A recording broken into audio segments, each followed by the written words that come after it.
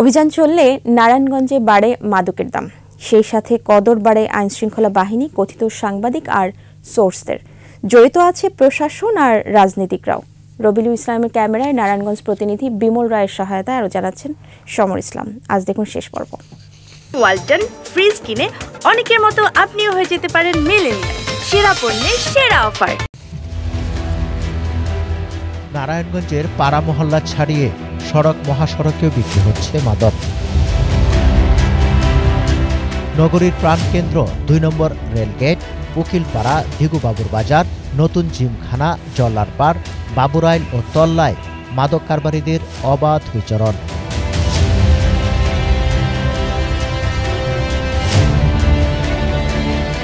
মাদক বিক্রির টাকা নিয়ে নিজেদের মধ্যে বিরোধ হলেও পুলিশের হাতে কেউ ধরা পড়লে তাকে ছাড়াতে একজোট হয় সবাই। টাকা দিয়ে পুলিশের সোর্স, কথিত সাংবাদিক ও অসৎ রাজনৈতিক নেতাকর্মীদের হাত ধরে চলায় সহজে বন্ধ করা যাচ্ছে না মাদক কারবার।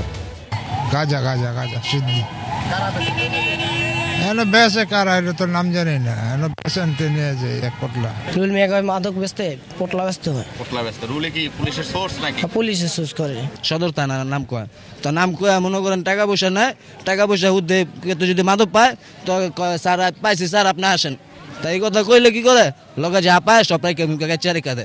এটা বানাবে আছে, ইয়াবা বেছে, হানেট বেছে, মেয়েদের বুটি আছে না, এটা বেছে ভাইছে মিনা বাজার।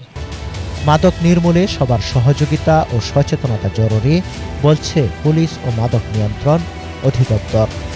পুলিশের কোনো সদস্য যদি মাদক বেচাকেনা, মাদক খাওয়া এবং মাদক ব্যবসায়ীকে সহায়তা করে এবং সেটা যদি প্রমাণ সহকারে আমি ধরতে পারি, সাথে সাথে সে অ্যারেস্ট হবে, তার বিরুদ্ধে এই আইনগতভাবে যে ব্যবস্থা গ্রহণ করার প্রয়োজন সেটাই করব এবং এক বিন্দু এখানে ছাড় দেওয়ার কোনো প্রশ্নই আসে না। জনপ্রতিনিধিরা যদি আমাদের সাথে থাকে, আইন শৃঙ্খলা বাহিনী সবাই মিলিতভাবে যদি আমরা সোচ্চার হই, তাহলে এই জিনিসটা মোকাবেলা করা, অন্তত এটাকে কন্ট্রোল করা যাবে, কন্টেইন করা যাবে, একটা জায়গায় নিয়ন্ত্রণে আনা যাবে।